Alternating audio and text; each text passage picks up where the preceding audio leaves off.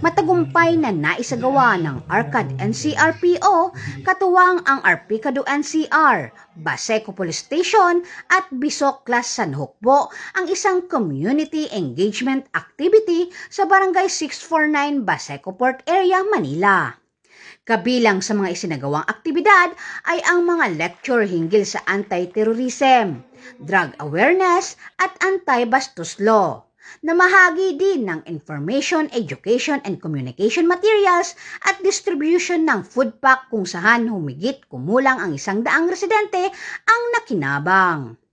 Namagay din ng mensahe si Police Colonel Edward M. Cotillog, Acting Chief ng Regional Community Affairs and Development Division, na nagpapaalala sa kahalagahan ng pakikipag-ugnayan sa komunidad. So andito po tayo sa Baseco Compound,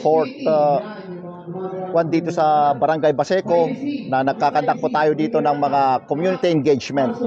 So ito po ay para masabihan natin ang ating mga sa komunidad ang mga ginagawa po ng ating mga kapulisan.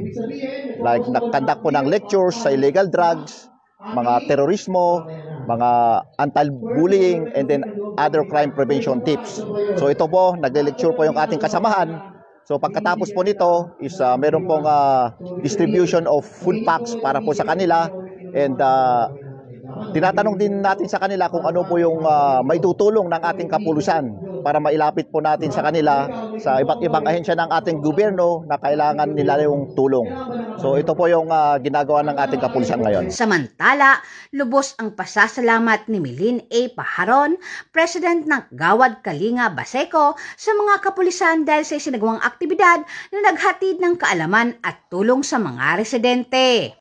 Magandang umaga po, Luzon, Visayas, Mindanao, at sa lahat ng kapulisan na nandirito ngayon sa amin sa Baseco.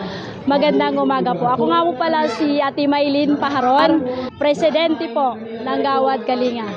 Maraming salamat po sa lahat ng kapulisan na nagtulong-tulong upang idaos yung inyong seminar dito sa amin sa Gawad Kalinga.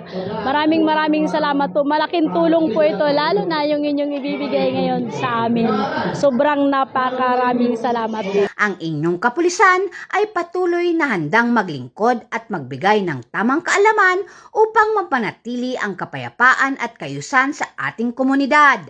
Nais po naming ipaalala na iwasan po sana ang pagsali sa mga rally at anumang kilos protesta na maaaring magdulot ng kaguluhan. Sa halip, sama-sama tayong magtulungan at magkaisa upang makamit ang ligtas, mapayapa at maunlad na pamayanan para sa ating lahat.